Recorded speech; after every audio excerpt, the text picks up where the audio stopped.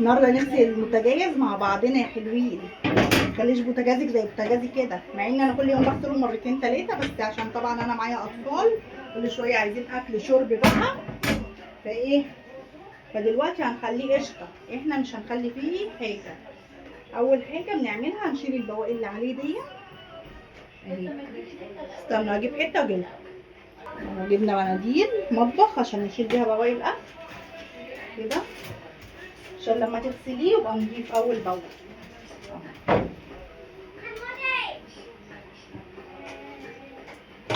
بصوا كنت بصفي هنا المواعين، كنت حاطه المواعين هنا على البوتاجاز فعمل ميه، او ممكن يكون حد من عيالي دلق ميه او حاجه. يعني انا كل حاجه بتخيلها في البيت ده ممكن تحصل. احنا كده بقى نصبنا ايه على نظافه.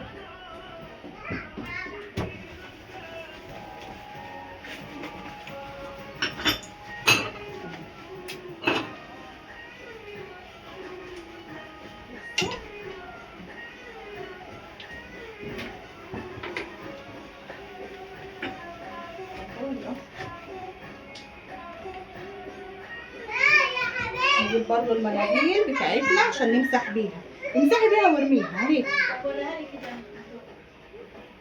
بدل بقى ما تفضلي تغسلي في حته وتعملي في حته اهو كده. بصي على طول. انا بصراحه اللي قالت لي على الموضوع المناديل دي انا اختي الكبيره قالت لي، يعني انا لما باجي اغسل المواعين بستسهل المناديل. اغسل البوتاجاز ولا ايه؟ بستسهل المناديل اللي هي دي. قلت لها والله نجرب، فبقيت بقى ايه على طول في المناديل دي،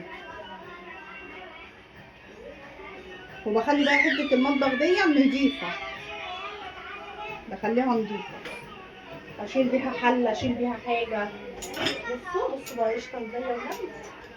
يلا قومي يا حلوه منك ليها، اغسلي بوتاجازك وروقي الدنيا عشان حاجتك تبقى قشطه كده. مخليش حد يعدل عليكي ويقول دخلت لقيت بوتاجازها وحش ولا في دهون. يلا حبيبتي منك ليها الله يرضيكي. بصوا المناديل، بصوا بتلمعوا والله، يعني انا بحس هي بتنضف اصلا لوحدها على المناديل دي اهي. بصوا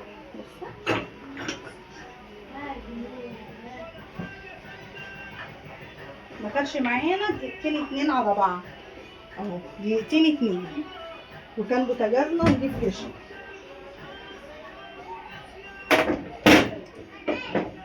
ايه رايك بقى؟ اللي يدخل عندك نلاقي بوتاجازك حلو كده، ولا من شاف ولا من داري انه كان متوسع. اشوفكم بكره في حلقه جديده يوميات انا وبناتي. باي.